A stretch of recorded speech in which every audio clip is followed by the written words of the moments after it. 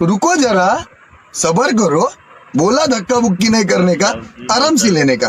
हाँ जन्नी आनिबा ପାଇଁ ମୁଁ ଆସିକି ପହଞ୍ଚିଗଲି ବଜାରରେ। ଏଠି ଦେଖନ୍ତୁ ବହୁତ ଜିନିଷ ବିକ୍ରି ହେଉଛି, ବହୁତ ଭଲ ଭଲ ଜିନିଷ ବିକ୍ରି ହେଉଛି। ଦେଖନ୍ତୁ ଦେଖିପାରୁଥିବେ, ମୁଁ ପରିବା ବଜାରରେ ବସିଲି, ପରିବା ମାର୍କେଟ ପାଖାପାଖି ହେଇଗଲି। ଜହ୍ନି ନେବି ତରକାରୀ କରିବା ପାଇଁ। ତ ଜହ୍ନି ଏଠି ମିଳୁଛି ଆଗରେ ଗୋଟେ ଅଛି, ହଁ ଆଗରେ ଏଠି ମିଳୁଛି। ଏଠି ପଚାରିବା କେତେ ରେଟ୍।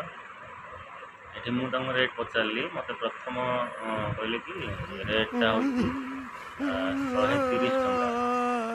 ତାପରେ ମୋତେ କହିଲେ, ମୁଁ ଯେତେବେଳେ ତାଙ୍କ ଭାଷାରେ ପଚାରିଲି ମୋତେ କହିଲେ 80 ଟଙ୍କା। ତ ମୁଁ କହିଲି ଠିକ୍ ଅଛି, ମୋତେ 250 ଗ୍ରାମ ଦିଅନ୍ତୁ। ମୁଁ 250 ଗ୍ରାମ ତାଙ୍କ ପାଖରେ ଆଣିଲି। ତାପରେ ସେଠି ଅଧିକା ହେଲା ବୋଲି ମୋ ଠାରୁ 300 ଗ୍ରାମ ମୋତେ ଦେଲେ, ମୋ ଠାରୁ 30 ଟଙ୍କା ନେଲେ। ଏଠି ରେଟ୍ ଟିକେ ହାଇ ରହୁଛି ଆମର ପରିବା ହାଟରେ।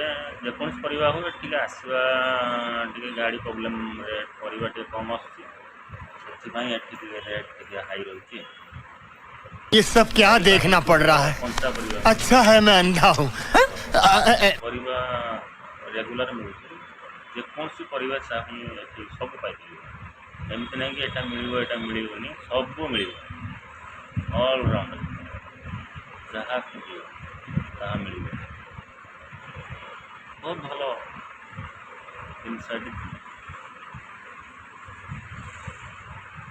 ଛୁଇଁ ମିଳୁଛି ଏଠି। ଲଙ୍କା,